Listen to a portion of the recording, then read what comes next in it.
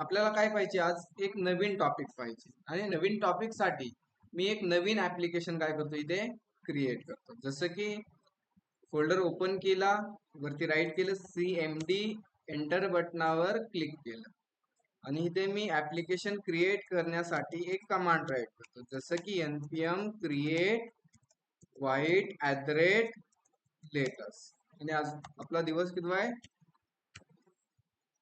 दिवस आहे 60.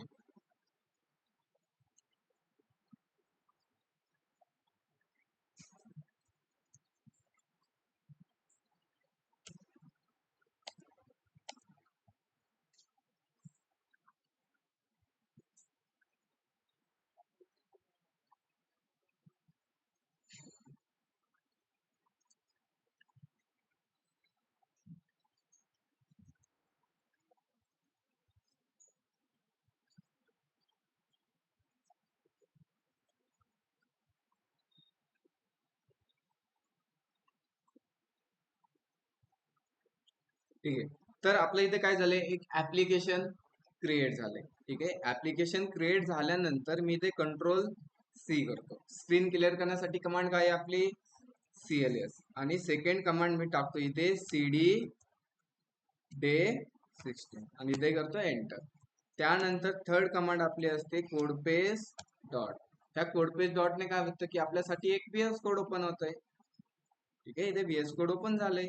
मग VS कोड ओपन झाल्यानंतर मी काय करणार माहितीये इथे की जो आपला SRC नावाचा फोल्डर आहे त्या फोल्डर मध्ये जो app.jss फाईल आहे त्या फाईल मधला सगळा कोड मी रिमूव्ह केला आणि इथे मी राईट करतो एक कंपोनंट. कोणत्या टाईपचं कंपोनंट आहे हे? Function based component. ठीक आहे. Round bracket curly bracket open केला, क्लोज केला आणि हा कंपोनंट रिटर्न करणार आपल्यासाठी एक H1 आणि H1 मध्ये मी असं राईट करतो रिॲक्ट JS day16 आणि हा कंपोनंट आपल्याला आउटपुट पेजला दाखवायची असेल तर आपण इथे करणार एक्सपोर्ट डिफॉल्ट आपल्या कंपोनंटचं नाव. त्यानंतर जी आपलं app.css फाईल आहे त्या CSS फाईल मधून CSS रिमूव्ह केली आणि इंडेक्स फाईल मधून पण CSS काय केली मी इथे रिमूव्ह केली. त्यानंतर जी आपली ब्लॅक स्क्रीन होते त्या ब्लॅक स्क्रीन मध्ये मी कमांड राईट करतो npm run dev. तर इथे आपला काय झालाय प्रोजेक्ट रन झालाय. त्या प्रोजेक्टची मी URL कॉपी केली, ब्राउझरला आलो आणि ती URL मी इथे काय करतो पेस्ट करतो. तर आपल्याला इथे एक H1 शो झाला इथे. मग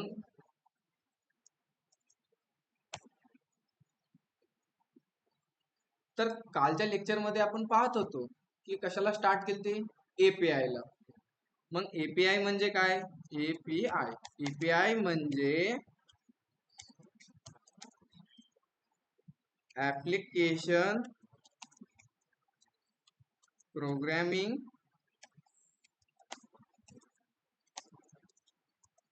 इंटरफेस.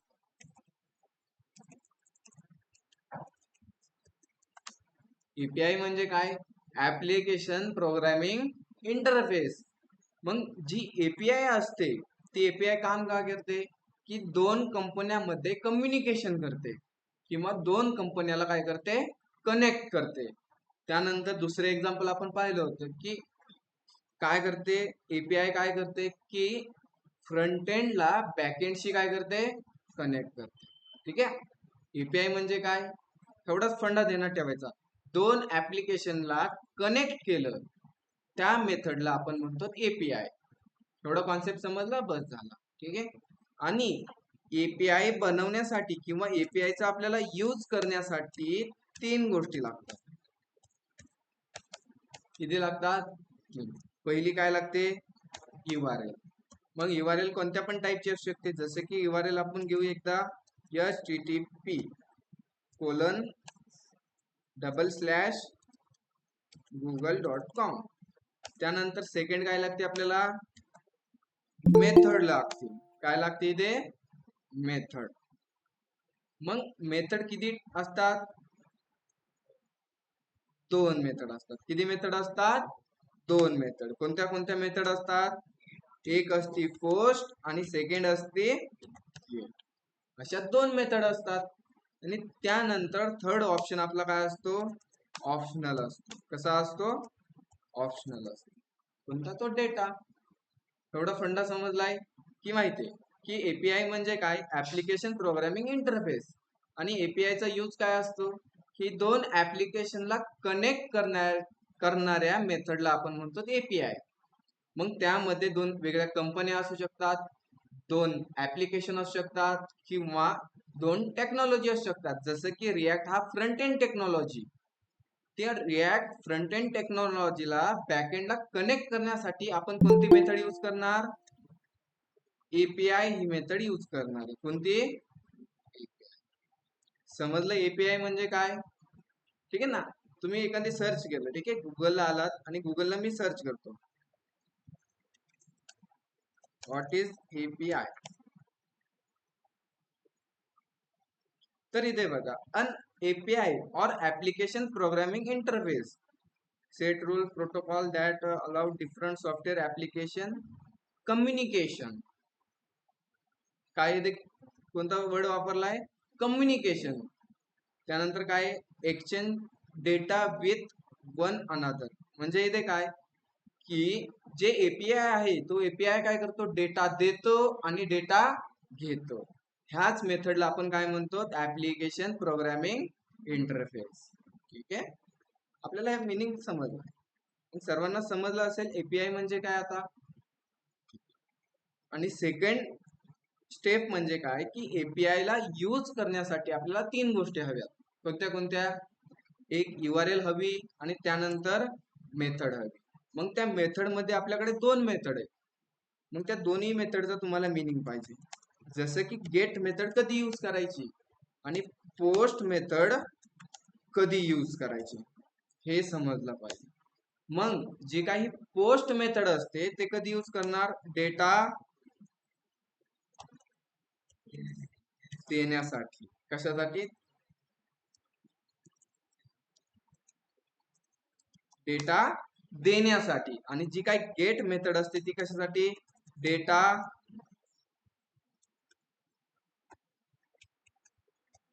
घेण्यासाठी. समजलंय? मग इथे काय काय समजलं? एपीआय म्हणजे दोन ऍप्लिकेशन मध्ये जे कनेक्शन करते किंवा दोन ऍप्लिकेशन मध्ये कम्युनिकेशन करते त्याला आपण एपीआय म्हणतो. मग एखादी एपीआय आपल्याला यूज करायची असेल तर तीन गोष्टी लागतात. एक लागते यूआरएल, सेकंड लागते मेथड आणि तिसरी लागते डेटा. आणि जो आता यूआरएल तर भेटून जाईल आपल्याला. मग ही जो मेथड आहेत, एक पोस्ट मेथड आणि सेकंड आहे गेट मेथड. मग गेट मेथड कधी यूज करणार? जेव्हा कधी आपल्याला डेटा घ्यायचा आहे तेव्हा आपण काय करणार? Get method. आणि पोस्ट मेथड कधी करणार? जेव्हा कधी आपल्याला डेटा द्यायचा आहे तेव्हा आपण कोणती मेथड यूज करणार? Post method. समजला हा फंडा? आता जो आपण हा थोडस डिस्कस केले त्याला आपण आता काय करणार? कोड मध्ये इम्प्लिमेंट करणार. कुठे करणार? कोड मध्ये. मग त्यासाठी मी आपलं आलो app.jss फाईल मध्ये. आणि जो काय कोड आपण राईट केला त्याने काय दिसते आपल्याला? एक H1 शो झालाय की React.js डे 13 झालाय इथे. मग आपल्याला एखादी एपीआय React.js मध्ये यूज करायची असेल तर एक पॅकेज इन्स्टॉल करायला लागते. काय लागतंय आपल्याला? एक पॅकेज. आता ते पॅकेज काय इन्स्टॉल करायचं? जसं की आपण React.js रन करण्यासाठी काहीतरी सॉफ्टवेअर डाउनलोड केले, काहीतरी मॉड्यूल्स डाउनलोड केलेत ना. त्यानंतर आपलं React.js काय झाले? रन झालं. बरोबर. मग त्याच प्रकारे आपल्याला एखादी एपीआय ला यूज करायची असेल तर त्यासाठी एक पॅकेजची गरज असते. ते पॅकेज कोणतं आहे माहितीये? ते पॅकेज आहे Axios. काय नाव आहे त्या पॅकेजचं? त्या वेबसाईटला आलो मी, कोणत्या? Axios. ठीक आहे. आता वेबसाईट कोणती काही देण्यात ठेवायची नाही, फक्त आपल्याला पॅकेज लागतंय कोणतं? Axios. मी त्या आता इथे बघा इन्स्टॉलिंग आलं इथे आणि इथे आले पॅकेज मॅनेजर आले. मग आपल्याला पॅकेज कोणतं लागतंय? Axios. आणि त्याला काय करायचे? आता इन्स्टॉल करायची. तर इथे कमांड आली आपल्याला npm install axios. इथे परत काय आलंय yarn add axios. जसं की आपण इथे यूज करतो कोणतं npm म्हणजे काय नोड पॅकेज. त्याच प्रकारे एक मॅनेजर पण हा एक मॅनेजर आहे, हा एक मॅनेजर आहे आणि पण हा एक मॅनेजर आहे. असे काय भरपूर सारे आपल्याकडे मॅनेजर आहे. आपला मॅनेजर कोण आहे npm. मग आपण कोणाकडे जाणार npm. मग मी कुठे आलो आपल्या आता एक्झिऑसला यूज करायचे असेल तर त्याला करायला लागेल डाउनलोड. मग मी आलो आपल्या सीएमडी मध्ये एकदा कंट्रोल सी केले यस करतो आणि एकदा स्क्रीनला क्लिअर केलं आणि इथे मी कमांड राईट करतो. जसं की कमांड कोणती npm install axios आणि इथे मी काय करतो एंटर बटनावर क्लिक. जसं मी एंटर बटनावर क्लिक केलंय तर किती पॅकेज डाउनलोड झाले इथे 25 पॅकेज काय झाले इथे डाउनलोड झाले. आता त्यानंतर मी काय करतो जो आपला सर्व्हर आहे जो काय आपला प्रोजेक्ट आहे त्या प्रोजेक्टला मी रन करतो डबल npm रन dev. झाला आपला प्रोजेक्ट रन. मग प्रोजेक्ट रन झाल्यानंतर आता आपल्याला काय केले आपण एक्झिऑसला डाउनलोड केले. सिंपल मी त्याला काय करणार आहे इम्पोर्ट करणार आहे. मग त्या वेबसाईटला आल्यानंतर इथे बघा की you can also use default export. म्हणजे आपल्याला इथे सांगतात की तुम्ही जे पॅकेज इन्स्टॉल केले त्याला तुम्ही दोन स्टेपने काय करू शकता दोन पद्धतीने इम्पोर्ट करू शकता. किती पद्धतीने दोन पद्धतीने.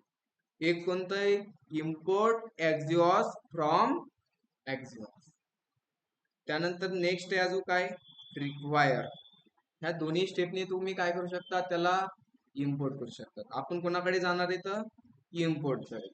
मग app.jss फाईल मध्ये आलो आणि इथे मी करतो इम्पोर्ट. काय इम्पोर्ट करायचे आपल्याला एक्झिऑस फ्रॉम कुठून एक्झिऑस केला त्याला इम्पोर्ट. त्यानंतर आपल्याला अजून लागणार आहे एक यूज इफेक्ट. काय लागणार आहे आपल्याला यूज इफेक्ट आणि मी इथे पण करतो त्याला यूज इफेक्टला इम्पोर्ट. जसं की यूज इफेक्ट फ्रॉम कुठून रिॲक्ट मधून केला त्याला इम्पोर्ट.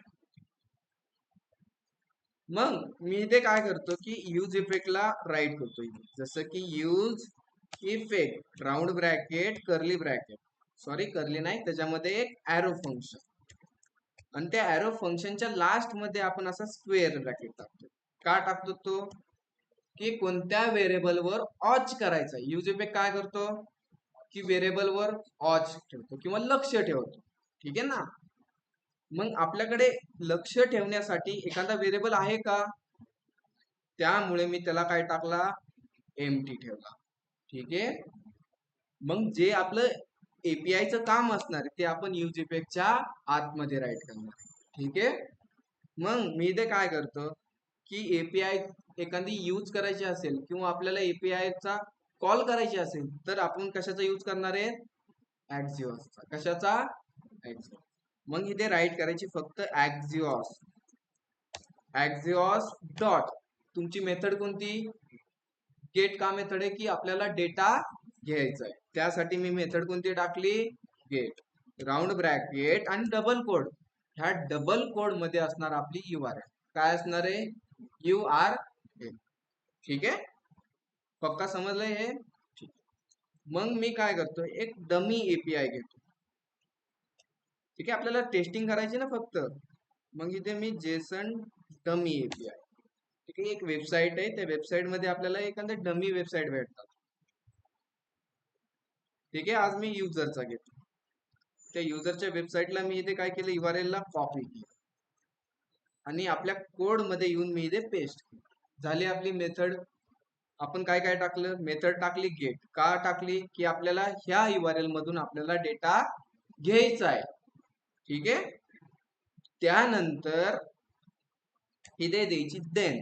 काय द्यायची दे देन राऊंड ब्रॅकेट आणि त्याच्यामध्ये एक ॲरो फंक्शन आणि त्या ॲरो फंक्शन मध्ये तुम्हाला काय भेटणार आहे रिस्पॉन्स भेटला. आणि सिंपल त्या रिस्पॉन्सला तुम्ही इथे करू शकता कन्सोल डॉट. मी इथे करू रिस्पॉन्स. मग रिस्पॉन्स घेतला आणि इथे मी करतो त्याला रिस्पॉन्सला प्रिंट. सेव्ह केलं, आउटपुट पेजला आलो. एकदा मी डेव्हलपर ऑप्शनला ओपन केले आणि एकदा मी इथे रिफ्रेश करतो. तर इथे बघा, जसं मी इथे रिफ्रेश केलं तर कन्सोल मध्ये मला डेटा झाला भेटलाय. काय काय भेटलंय इथे मला? कॉन्फिग भेटलंय, डेटा भेटलाय, हेडर भेटलाय, रिक्वेस्ट, स्टेटस आणि स्टेटस टेक्स्ट भेटलाय. कुठून भेटला हा डेटा? की त्या URL मधून डेटा भेटलाय. कुठून भेटलाय आपल्याला हा डेटा? त्या URL मधून. कोणत्या? ह्या URL मधून. ह्या URL मधून आपल्याला डेटा घ्यायचा होता, म्हणून मेथड कोणती यूज केली? गेट यूज केली. समजलं इतकं? पक्का? लक्ष द्या सर्वांनी. आता आपल्याला ह्या URL मधून डेटा भेटलाय. आपण काय केलंय? एक्झॉस्टचा यूज केलाय, इथे मेथड राईट केली आणि त्या मेथड नंतर URL टाकली. मग हा देन काय आहे? ठीक आहे. आता हा देन म्हणजे काय सांगतो मी. जसं की ह्या URL मधून डेटा भेटला, जोपर्यंत ह्या URL मधून डेटा येत नाही तोपर्यंत तू काय कर? थांब. काय करायचं? जोपर्यंत ह्या URL मधून आपल्याला डेटा भेटत नाही तोपर्यंत त्यांनी काय करायचंय? थांबायचंय. काय करायचंय? थांबायचं. आणि जसा तुला डेटा भेटला तर काय कर? तू कन्सोल डॉट लॉग कर. ह्या देन टाकल्यामुळे काय झालं की जोपर्यंत आपल्याला डेटा भेटत नाही ना तोपर्यंत त्याला काय करतोय? तो थांबून ठेवतोय. जसा आपल्याला डेटा भेटला की मग तो काय करतोय? त्याला कन्सोल डॉट लॉग करतोय. बस एवढाच फंड आहे. सिंपल तुम्ही ह्याला सिंटॅक्स म्हणून समजू शकता. ठीक आहे ना? करतात एवढं ट्राय मग तुम्ही एकदा. मग आपण नेक्स्ट पॉइंट घेऊ. ठीक आहे ना? आणि ह्याचा मला सर्वांनी, ठीक आहे, इकडे लक्ष द्या. लगेच नका ट्राय करू. अजून एक तुम्हाला गोष्ट सांगतो इम्पॉर्टंट. इकडे लक्ष द्या. आता जो आपल्याला हा रिस्पॉन्स भेटलाय त्या रिस्पॉन्स मध्ये आपल्याला काय काय भेटलंय? कॉन्फिग, हेडर, रिक्वेस्ट, स्टेटस आणि स्टेटस टेग. ह्या मधला आपल्याला कामाचा कोण आहे? डेटा कामाचा आहे. कोण आहे कामाचा? डेटा. आता तुम्ही प्रत्येक एपीआय यूज करता, पुढे जाऊन किती पण एपीआय यूज करता, त्यामधला तुम्हाला महत्वाचा कोण असणार आहे? हा डेटा महत्वाचा असणार आहे. काय असणार आहे महत्वाचा? डेटा. मग मी काय करतो की ते आपण कन्सोल डॉट लॉग केलंय ना, त्या रिस्पॉन्स मधून फक्त तू डेटा प्रिंट कर. काय प्रिंट कर? डेटा. मी एकदा आउटपुट पेजला आलो, इथे एकदा रिफ्रेश करतो, तर इथे बघा रिस्पॉन्स मध्ये डेटा प्रिंट झालाय. कुणाचा डेटा? युजरचा. कोणाचा डेटा प्रिंट झालाय? दिसतोय इथे युजर. किती आहेत युजर इथे? 30 युजर आहेत. आणि ते युजर कशात भेटलेत आपल्याला? एका ऍरे मध्ये भेटलेत. किती? कशात भेटलेत? ऍरे. एवढाच फंडा समजून घ्यायचा कोणता? की आपल्याला ह्या रिस्पॉन्स मधून महत्वाचा असतो डेटा. ठीक आहे. करतात एवढं ट्राय मग तुम्ही आता. एरर कसा येऊ शकतो? त्या एपीआय मध्ये मी यस नाही राईट केलं, ह्याला सेव्ह केलं, ब्राउझरला आलो आणि एकदा मी आपल्या ऍप्लिकेशनला रिफ्रेश केलं, तरी ते बघा, अरे तरी पण डेटा आला का? ठीक आहे. इथे काय करतो मी? युजरचा आर गायब करतो. आउटपुट पेजला आलो, एकदा इथे रिफ्रेश केलं तर एरर आलेत मला भरपूर सारे आले तिथे एरर. ठीक आहे. असे एरर काय येतात? की तुमची ही एपीआय आहे, एपीआय ची जी काही URL आहे ती URL तुम्ही चुकीची राईट केली की तुम्हाला एरर शो होतात. ठीक आहे. त्यामुळे काय करायचं? As a copy and paste करायची URL. ठीक आहे. झालंय सर्वांचं. मग इथे आता नोट नंतर करा, टाइम आपल्याकडे आहे भरपूर सारा.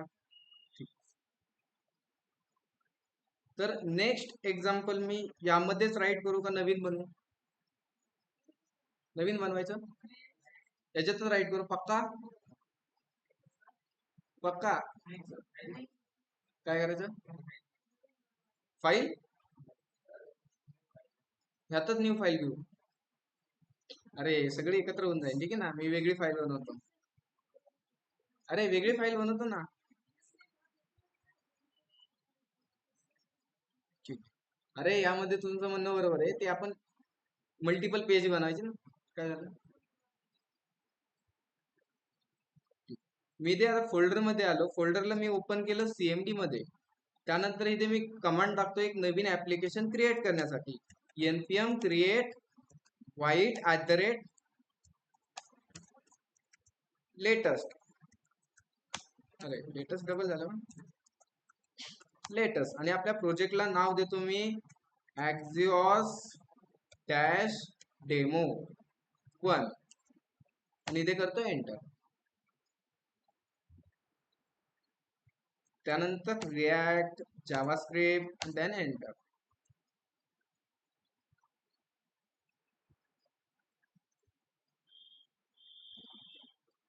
अरे नवीन का बनवलंय, सगळा गोंधळ होऊन जाईल ना एकत्र. हा डेमो आहे. ठीक आहे. तर इथे आपले काय झाले, एक ऍप्लिकेशन क्रिएट झाले. कंट्रोल C करतो, एकदा स्क्रीनला क्लिअर केलं. त्यानंतर CD Axios डॅश डेमो 1, एकदा स्क्रीन क्लिअर. आणि थर्ड कमांड असते आपली VS कोड ओपन करण्यासाठी. ठीक आहे, इथे VS कोड ओपन झालं. त्यानंतर मी इथे काय करणार माहितीये, आता जो आपला SRC नावाचा फोल्डर आहे त्यामध्ये जी app.jss फाईल आहे त्या फाईल मधला जो काही कोड आहे तो सगळा कोड मी काय करणार आहे, डिलीट करणार आहे. आणि त्यामध्ये मी राईट करतो एक कंपोनंट. जसं की त्या कंपोनंटला नाव देणार app, round bracket, curly bracket open केला, क्लोज केला. आणि हा कंपोनंट आपल्यासाठी रिटर्न करणार एक H1. आणि त्या H1 मध्ये मी मेसेज राईट करतो एक Axios डेमो 1. आणि हे कंपोनंट आपल्याला आउटपुट पेजला दाखवायची. त्यासाठी एक्सपोर्ट डिफॉल्ट कंपोनंटचं नाव. मग जी app.css फाईल आहे सगळी CSS रिमूव्ह केली, index.file मधली सगळी CSS रिमूव्ह केली. आणि आपल्या ऍप्लिकेशनला मी रन करतो. रन करण्यासाठी कमांड काय आहे, मग npm run dev. एंटर केलं. जसं इथे एंटर केलं आपल्याला एक URL भेटली. ह्या URL ला मी काय करतो, कॉपी करतो आणि ऍज आलो ब्राउझरला. आणि ब्राउझरला ह्या URL ला मी काय करतो, पेस्ट. तर इथे आपल्याला दिसतंय Axios डेमो 1 पक्का.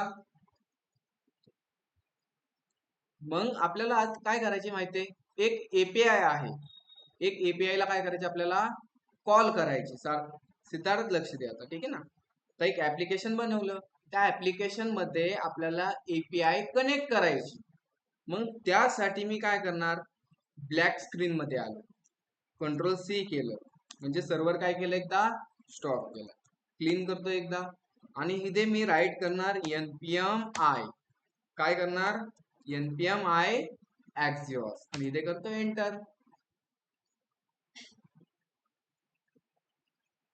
मग इथे बघा 25 पॅकेज काय झाले आपल्याकडे, डाउनलोड झाले. त्यानंतर मी काय करतो, जो आपला सर्व्हर चालू होता त्याला परत चालू करून देतो, npm run dev झाला. मग VS कोड मध्ये आलो, जो आपण Axios पॅकेजला डाउनलोड केलं होतं त्याला सिंपल मी इथे काय करतो, इम्पोर्ट करतो. काय इम्पोर्ट करायचे आपल्याला, Axios. फ्रॉम कुठून, Axios. त्यानंतर मला अजून एक लागतोय काय माहितीये, यूज इफेक्ट लागतोय. काय लागतोय इथे, यूज इफेक्ट. मग त्याला पण मी इथे करतो इम्पोर्ट. कुठून इम्पोर्ट केला, फ्रॉम रिॲक्ट मध्ये झाला. त्यानंतर सिंपल मी इथे यूज इफेक्ट राईट करतो. यूज इफेक्ट राऊंड ब्रॅकेट, त्यामध्ये एक ॲरो फंक्शन आणि लास्ट मध्ये असतो एक स्क्वेअर ब्रॅकेट. स्क्वेअर ब्रॅकेट का टाकतो आपण, की एखाद्या व्हेरिएबलवर वॉच करण्यासाठी किंवा लक्ष ठेवण्यासाठी. मग आपल्याकडे व्हेरिएबल आहे का लक्ष ठेवण्यासाठी, मग एम्प्टी ठेवून देऊ आपण त्याला. आणि जे आपलं APIचं काम असणार ते आपण टाकणार पुढे यूज इफेक्टच्या आत. मग जसं की काय राईट करू मी इथे, Axios डॉट आपल्याला डेटा घ्यायचा आहे, इथे मी करतो गेट. आणि डबल कोड मध्ये आपली URL. आता मला कोणत्या कंपनीचा डेटा घ्यायचा आहे माहितीये तुम्हाला, A to Z ITF ह्या कंपनीचा मला डेटा घ्यायचा आहे. कोणाचा डेटा घ्यायचा आहे आता, A to Z. कुठे घ्यायचा आहे, की आपल्या ऍप्लिकेशन मध्ये. ठीक आहे ना. मग त्यासाठी माझ्याकडे जी A to Z ITF आहे त्याची माझ्याकडे URL आहे URL. ही URL ला मी कॉपी करतो आणि आपल्या कोड मध्ये जाऊन मी इथे पेस्ट केली. त्यानंतर लास्ट मध्ये काय, डॉट देन राऊंड ब्रॅकेट, त्याच्यामध्ये काय असतो, एक ॲरो फंक्शन. आणि त्या ॲरो फंक्शन मध्ये आपल्याला काय भेटतो, रिस्पॉन्स. आणि सिंपल त्या रिस्पॉन्सला मी इथे करतो कन्सोल डॉट लॉग. तर इथे मी मेसेज राईट करतो रिस्पॉन्स इक्वल टू किंवा रिस्पॉन्स आणि कोमा देऊन त्या रिस्पॉन्सला मी इथे प्रिंट करतो. सेव्ह केलं, ब्राउझरला आलो आणि इथे करतो मी कन्सोलला ओपन. जसं मी इथे रिफ्रेश केलंय तर कन्सोल मध्ये बघा रिस्पॉन्स भेटलाय आपल्याला. त्यामध्ये काय काय भेटलंय? Config, data, header, request, status आणि डेटा स्टेस. ह्यामधला आपला गरजेचा कोण आहे किंवा आपल्याला कोणता इम्पॉर्टंट आहे? डेटा. मग त्यासाठी ह्या रिस्पॉन्सच्या पुढे मी काय देतो माहितीये? डेटा. जसं मी आउटपुट पेजला आलो, एकदा रिफ्रेश केलं तर भेटला मला इथे डेटा. आला इथे डेटा. किती डेटा आलाय यात मला? 3 आलाय. किती आले तर कशामध्ये आलाय तो डेटा? एका ॲरे ऑब्जेक्ट मध्ये आलाय. भेटला डेटा. पक्का समजलं? एवढं करतात एवढं नोट तुम्ही एकदा. ठीक आहे. आपल्याला इथे काय भेटलाय? त्या URL मधून आपल्याला डेटा भेटलाय सॉरी डेटा नाही, रिस्पॉन्स भेटलाय. त्या रिस्पॉन्स मधून आपण काय प्रिंट केलाय? इथे डेटा प्रिंट केलाय. आणि त्या डेटाच्या आतमध्ये आपल्याला भेटलाय एक ॲरे. काय भेटलाय? ॲरे भेटलाय इथे ॲरे. मग मी काय करतो माहितीये आता की जो हा रिस्पॉन्स आलाय तो रिस्पॉन्स एका व्हेरिएबल मध्ये स्टोअर करतो. काय करतो मी? जो हा रिस्पॉन्स आलाय तो रिस्पॉन्स मी एका व्हेरिएबल मध्ये स्टोअर करतो. मग मला एक व्हेरिएबल बनवायचा आहे तर मी त्यासाठी काय करणार माहिती आता? व्हेरिएबल बनवायचा आहे त्यासाठी आपल्याला काय लागणार आहे? इथे यूज स्टेट लागणार आणि त्याचा यूज करून मी एक व्हेरिएबल बनवतो कॉन्स्ट स्क्वेअर ब्रॅकेट. त्या व्हेरिएबलला नाव देतो मी डेटा. कोमा दिला आणि त्याला नाव देऊ आपण फंक्शनला set equal to use state. आणि त्यामध्ये ॲरे टाईपचा डेटा स्टोअर होणार. कोणत्या टाईपचा डेटा स्टोअर होणार? ॲरे टाईपचा. बनवला हा व्हेरिएबल. मग मी काय करतो की हा सेट डेटा नावाचा फंक्शन आहे. त्या सेट डेटा नावाच्या फंक्शनला मी हा रिस्पॉन्स मधून त्याला डेटा पास करतो. समजते काय केलंय? मग अरे जो आपल्याला हा रिस्पॉन्स भेटलाय ना कन्सोल मध्ये प्रिंट केला तर आपल्याला हा काय भेटलाय? एक ॲरे भेटलाय. कशामध्ये? रिस्पॉन्स मध्ये जो डेटा आहे त्या डेटामध्ये एक ॲरे आहे आणि जो हा ॲरे आहे हा ॲरे मी काय केला? सिंपल ह्या व्हेरिएबल मध्ये स्टोअर केला. समजतंय ना काय केलंय? मग इथे जसं की आपल्याला माहितीये की ह्या फंक्शनला आपण डेटा दिला तर तो डेटा घेऊन कुठे जातो? असं असं जातो आणि इथे येतो. आणि हा फंक्शन डेटा देतो ह्या व्हेरिएबलला. अशी प्रोसेस होती. मग मी काय केलं? जो रिस्पॉन्स मध्ये आपल्याला डेटा भेटत होता ह्या URL मधून आपल्याला रिस्पॉन्स भेटत होता आणि त्या रिस्पॉन्स मध्ये आपल्याला काय होता? डेटा महत्वाचा होता. मग तो डेटा मी फक्त काय केला? ह्या डेटा नावाच्या व्हेरिएबल मध्ये स्टोअर केला. जास्ती काय केलंय का? नाही. एकदा आउटपुट पेजला आलो, रिफ्रेश केलं, झाला व्हेरिएबल मध्ये डेटा स्टोअर. आता मग आता काय करायचे माहितीये? ह्या व्हेरिएबल मधला डेटा फक्त प्रिंट करायची. काय करायचे आता? डेटा प्रिंट करायची. मग प्रिंट करण्यासाठी काय करणार आपण? इथे कर्ली ब्रॅकेट ओपन केला. इथे मी कर्ली ब्रॅकेट काय केला? ओपन केला, क्लोज केला आणि त्याच्या आतमध्ये data dot map round bracket आणि त्याच्यामध्ये काय असतो? एक ॲरो फंक्शन असतो. आणि त्या ॲरो फंक्शन मध्ये आपल्याला दोन गोष्टी भेटतात. पहिली काय भेटते?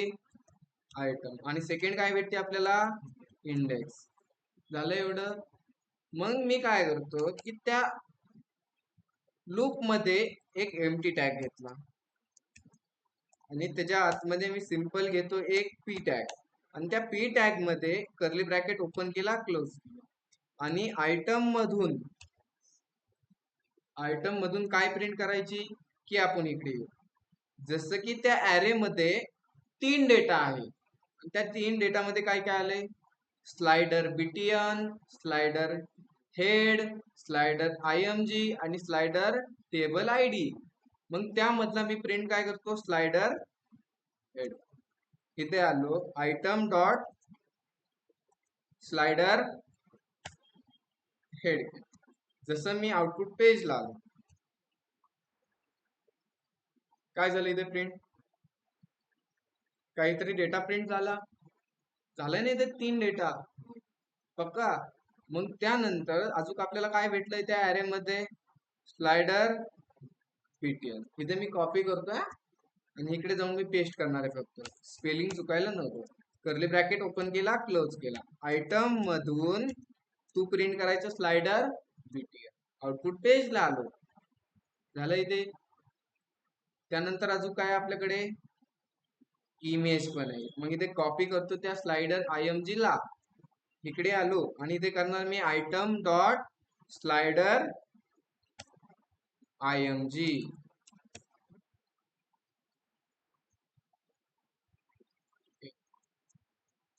ठीक आहे, इकडे आलो. एकदम मी स्लाइडर IMG ची स्पेलिंग कॉपी करतो. कॉपी केली, आउटपुट पेजला आलो. इथे घेतला मी एक पी टॅग, त्याच्यामध्ये कर्ली ब्रॅकेट. आयटम मधून तो प्रिंट करायची स्लाइडर IMG. आउटपुट पेजला आलो तर डेटा झाला इथे प्रिंट. आता झालाय. हा डेटा कुठून आलाय? त्या API मधून आलाय. कुठून आलाय? ते API. आणि API चा डेटा आपण काय केला? ह्या डेटा नावाच्या व्हेरिएबल मध्ये स्टोअर केला आणि त्या व्हेरिएबल मधला डेटा फक्त प्रिंट केलाय, बस. जास्त काहीच नाही. समजतंय का? डोक्यावरून गेले? ऑनलाईन मेंबर 2 मिनिट फक्त. आता जो आपण हा डेटा प्रिंट केलाय, मी इन्सेप्टला बंद केलं, जो हा आपण डेटा प्रिंट केलाय ना, तो डेटा फक्त एका टेबल मध्ये प्रिंट करायचा. कशात प्रिंट करायचा? टेबल मध्ये. आता तुम्हाला माहितीये टेबल मध्ये डेटा कसा प्रिंट करायचा. मग त्यासाठी मी काय करतो माहिती आता, की ह्याच्या आतमध्ये एक मी TR घेतला. काय घेतला इथे?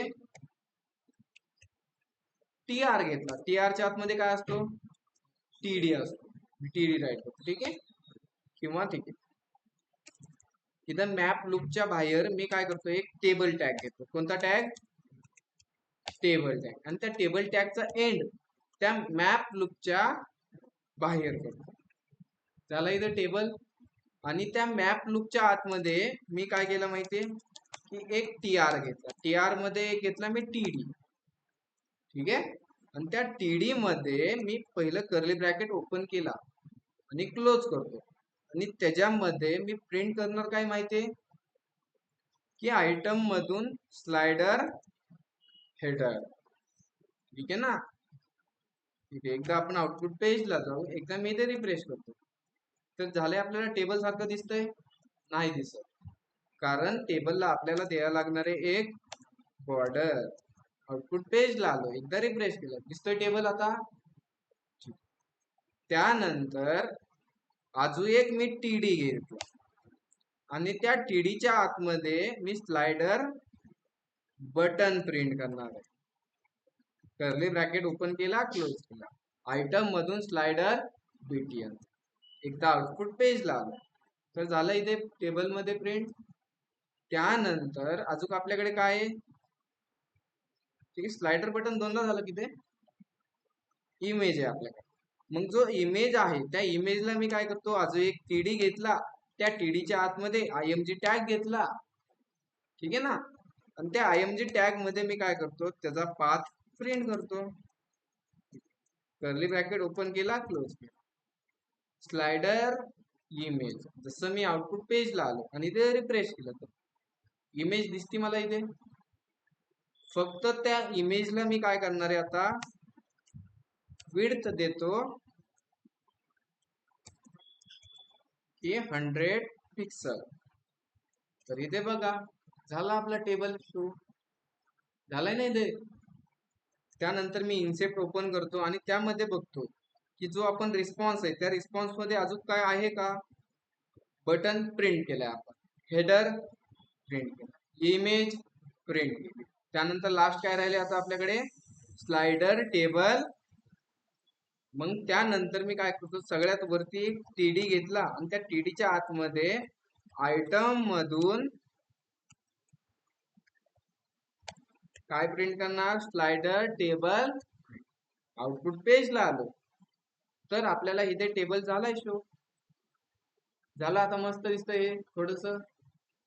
ओके, काही नाही रे, फक्त आपण जो डेटा आहे त्या व्हेरिएबल मधून फक्त डेटा टेबल फॉर्मॅट मध्ये प्रिंट केलाय. समजलंय तुम्हाला हे आता?